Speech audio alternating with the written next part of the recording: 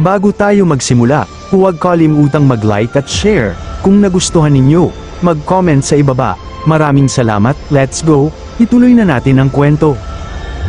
Habang nakanganga sa matinding gulat ang mga disipulo, patuloy ang paliwanag ng landscape scroll sa itaas. Nakilala ni Luwu Huang ang artifact at agad na bumulalas.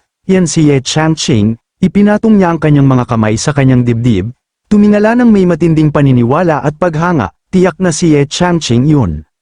Sumang-ayon si Chang Zuan kay Luwu Huang, ibinuka ng malaki ang kanyang bibig at malakas na bulalas. Tama yan, naunawaan ng lahat maliban kay Su Shitian na nakatayong naguguluhan.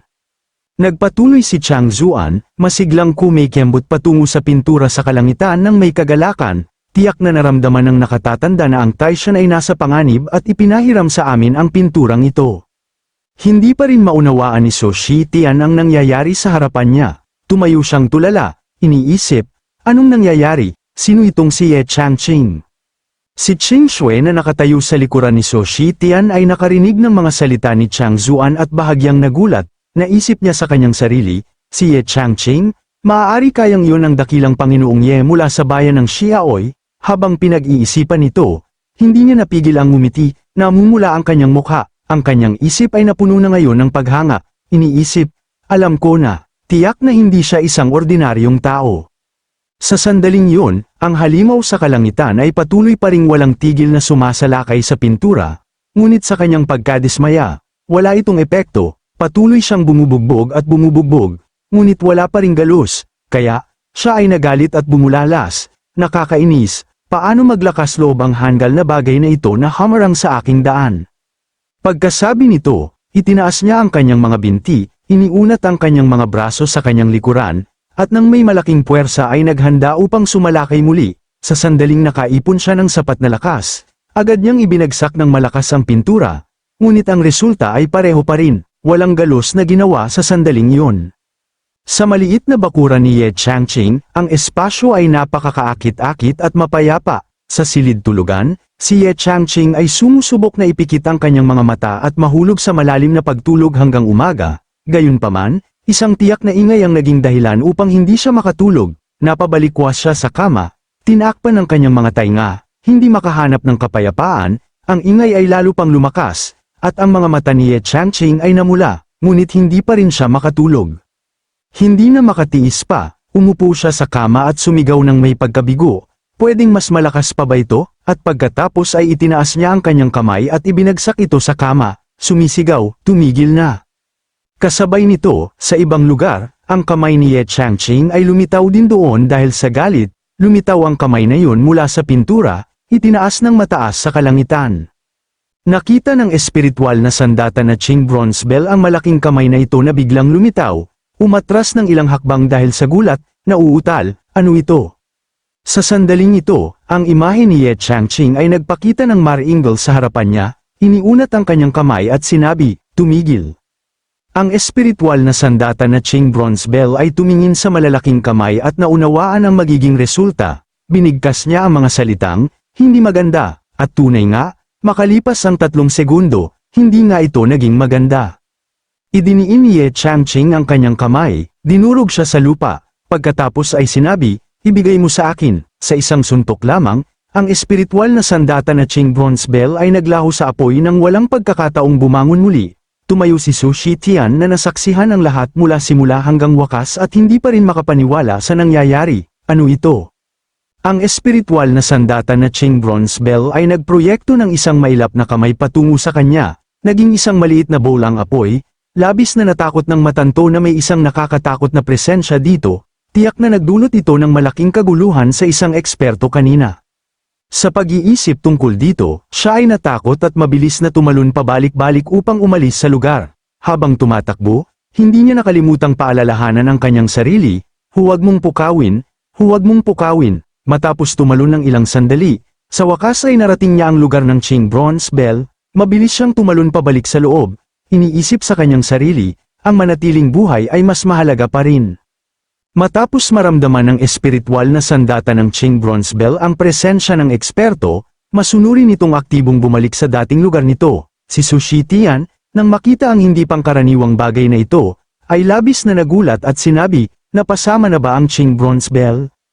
Agad na lumuhad si Chang Zuan, magkadikit ang kanyang mga kamay bilang pasasalamat, at sinabi, salamat, Senior Ye Changqing, sa iyong tulong. Pagkasabi, yumuko ang matanda upang sumamba ng ilang beses upang ipakita ang kanyang pasasalamat, patuloy na tinatawag, Espiritu ng Ninuno, pagpalain ng langit ang Taishan, at ang mga alagad ay lumuhad din at nanalangin, Espiritu ng Ninuno, pagpalain ng langit ang Taishan. Sa sandaling ito, ang imahe ni Ye Changqing ay unti-unting nawala matapos malutas ang kaguluhan, habang ang mga alagad at ang banal na Panginoon sa ibaba ay patuloy na nanunood. Si Su Shitian, na nagmamasid sa mga pangyayari, ay mahigpit na naisip sa kanyang sarili, mukhang ito ang eksperto sa likuran ni Chang Zuan. Lumipat sa silid ni Ye Changqing, ang ingay sa kanyang ulo ay nawala na, nakahinga siya ng maluwag gamit ang kanyang madilim na mga mata, sa wakas ay tumigil na. Sino ang nag-aayos ng bahay sa kalaliman ng gabi? Sabi ni Ye Changqing bago mahigpit na ipinikit ang kanyang mga mata upang matulog hanggang kinabukasan ng umaga. Matapos mahulog si Ye Changqing sa malalim na pagtulog, isang kakaibang pangyayari ang naganap sa Taishan Holy Land. Ang pintura ay biglang lumaki sa harap ng maraming tao at ang mga alagad ay namangha, sinasabing, tingnan ninyo, lumaki ang pintura. Wow, anong klaseng pintura ito?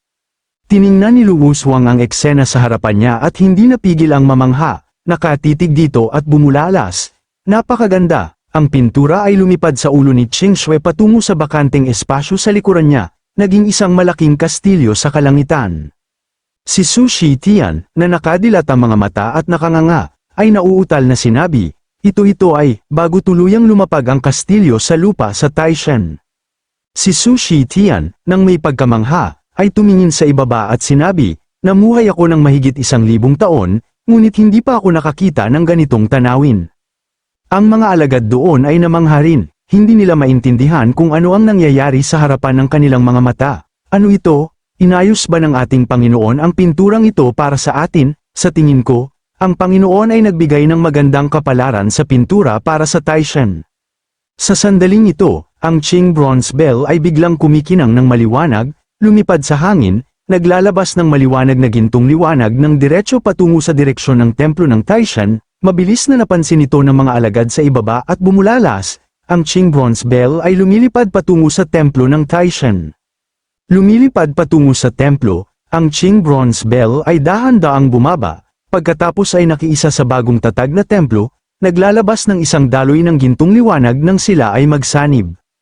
Nasaksihan ni Chang Zuan ang eksenang ito nang may pagkamangha. Ito ay nawala, namangha at pagkatapos ay naantig, masaya niyang tiningnan ito at sinabi, ito ay kung saan isinama ni Senior Ye Changqing ang Qing Bronze Bell sa selyo ng Taishan, ginagawa silang bahagi ng depensibong pormasayon ng bundok, maging ang tumagas na enerhiya ay naayos na gaya ng orihinal. Nang makita na ang lahat dito ay nalutas, sa wakas ay nakapagpahinga si Chang Zuan at sinabi, ito ay tunay na kahanga-hanga. Iniabot ni Su Shitian ang kanyang kamay at ipinatong ito sa balikat ng matandang si Chang Zuan at sinabi, kapatid na He, ang mga pangyayari ngayon ay tunay na nagmulat ng aking mga mata. Maaari mo ba akong irekomenda ng kaunti upang makapagbigay-pugay ako sa nakatatanda sa iyong bibig? Hinimas ni Chang Zuan ang kanyang mahabang balbas at sumagot, kapatid na Su, ang dakilang kapangyarihan ng inyong angkan na si Ye Changqing ay nakita na natin, hindi tayo maaaring pumunta lamang doon ng basta-basta. Magalang na tumanggi, masaya niyang inihabilin ang kanyang braso kay Su Shitian at sinabi, maghintay na lang tayo ng 2 pang araw pagkatapos kong magamot ang aking mga sugat. Pagkatapos ay maaari nating talakayin ang ating mga plano. Nang marinig ito, si Su Shitian ay medyo hindi masaya, ngunit kailangan niyang sumunod sa kagustuhan ng matanda. Maaari lamang na ganyan, si Su Shitian ay nagkumpas ng kanyang mga kamay bilang palm bago tumalikod. Bago umalis, nag-alok siya ng isang kahilingan sa matandang He, kapatid na He, naway gumaling ka kaagad.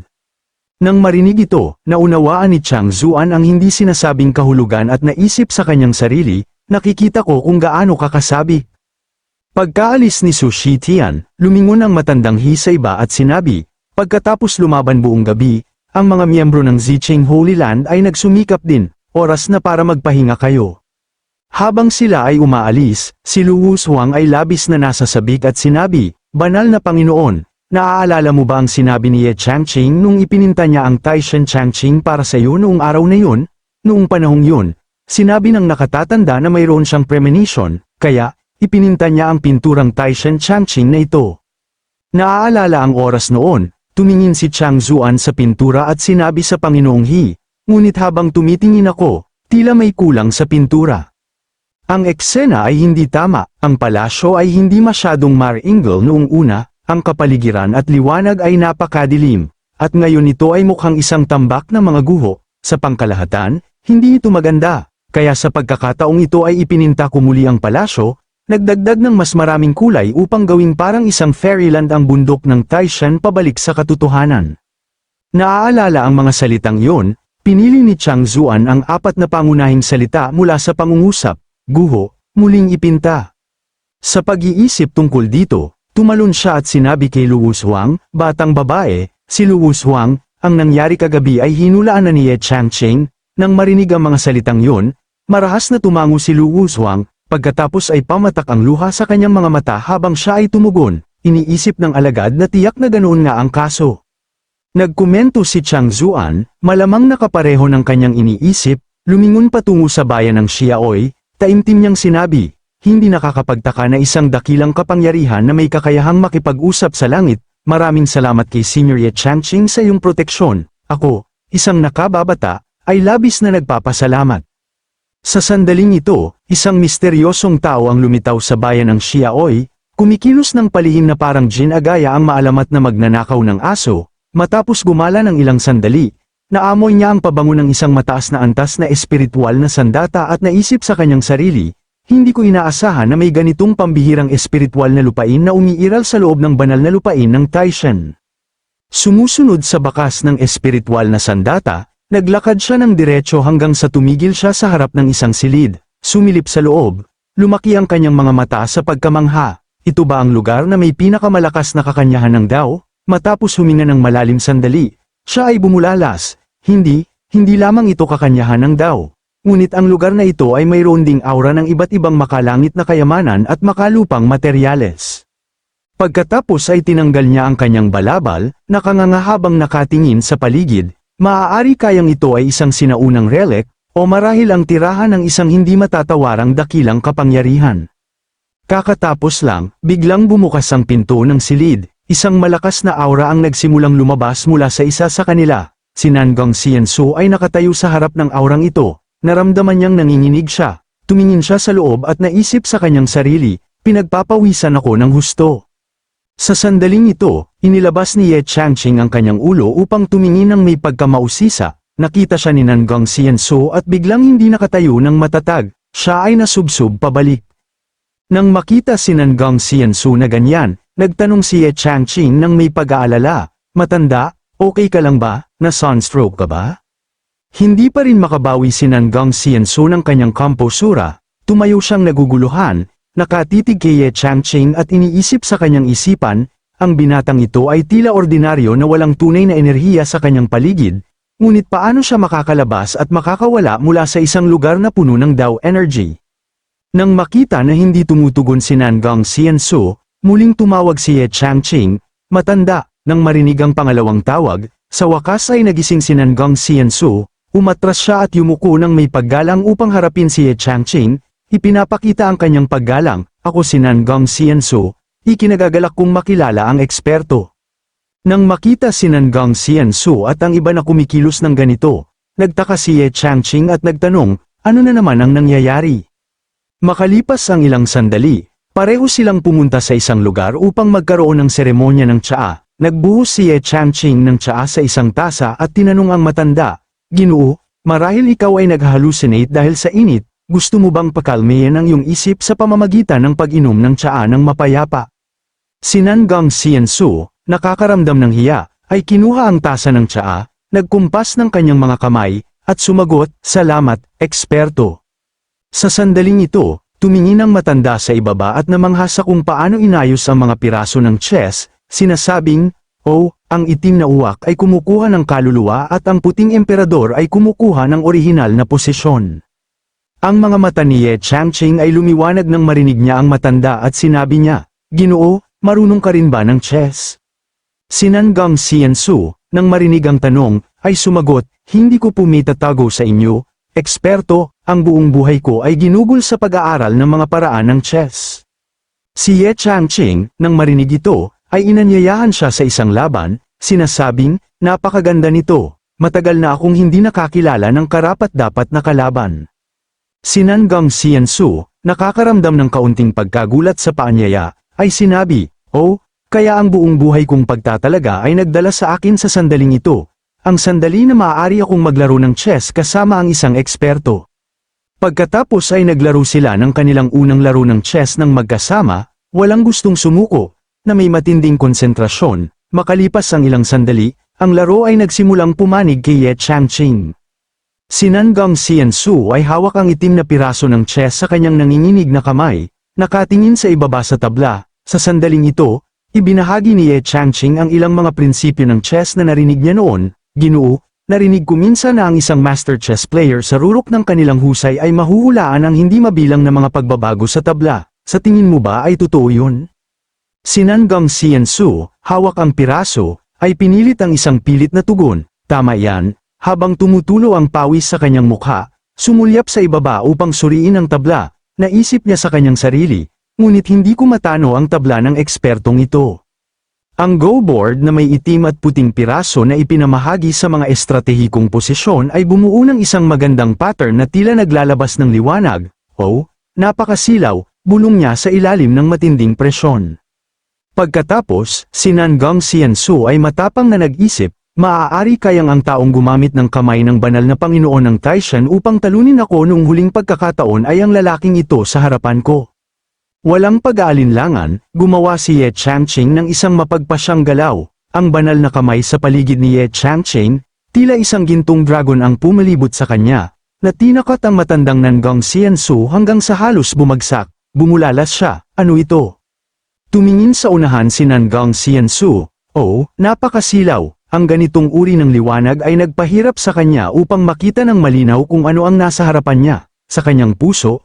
Tahimik na naisip ni Nangang Xiansu, ang pressure na ito ay tiyak na ang hamon na ibinigay sa akin ng eksperto, kung maiintindihan ko ito ay magiging isang malaking pagkakataon.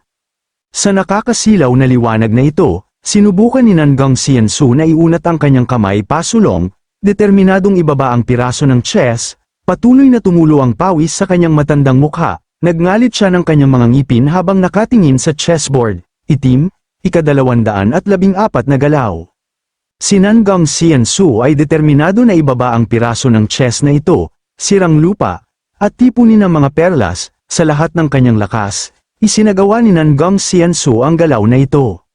Ngunit nang makita ang sitwasyon, ang mukha ni Ye Changqing ay lumiwanag, lalo pang naging masigasig, mabilis niyang ginawa ang susunod na galaw, 4 na panig na solusyon sa lupa, ibinaba ni Ye Changqing ang kanyang piraso, at sa sandaling yun, ang liwanag ay naging mas malakas. Hindi na nakayanan ni Nangang Xiansu, sumigaw siya ng malakas na parang isang nakakabulag na pagsabog ang naganap kaagad pagkatapos. Matapos ang pagkabigla na ito, si Nangang Xiansu ay nanginginig at walang imik, tanging ang tunog ng kapatid na Chu ang maririnig. Sinubukan niyang kumalma at mahinang magsalita sa kanya. Tinatawag ng mga tao ang matanda na isang santo sa chess, ngunit ngayon sa larong ito, nararamdaman ng matanda na may tao sa labas ng tao, may langit sa labas ng langit. Sa sandaling ito, ang katawan ni Nangang Xiansu ay tumugon sa ilang paraan, isang liwanag ang lumitaw sa kanyang noo, at naisip ni Nangang Xiansu sa kanyang sarili, ang mahirap na sitwasyon sa paglinang ay sumakit sa akin sa loob ng libu-libong taon, ngunit tila lumuwag ito ng kaunti ngayon, kaunting pagsisikap pa ang kailangan. Kinuha ni Nangang Xiansu ang isang itim na piraso ng chess gamit ang kanyang kamay, nagngalit siya ng kanyang mga ngipin at nagkunot ng noo, determinadong hindi palampasin ang pagkakataong ito. Ang sanga ng willow ay marahang umuga sa hangin, at kasabay nito, ang kanyang boses ay parang isang pagsaway, walang alam ang nakababata. Nagulat si Nangang Xiansu, nauutal niyang sinabi, ano na naman ito? Ang tinig na iyon ay nagpatuloy na magsalita muli. Hindi ka pa rin makalusot ngayon. Si Nangang Xiansu ay nagulat, hindi pa rin maintindihan kung ano ang nangyayari. Ang sanga ng willow ay marahang gumalaw at si Nangang Xiansu ay tumayo sa harap ng libong taong gulang na puno ng willow. Isang mahiwagang eksena ng isang tao at isang puno.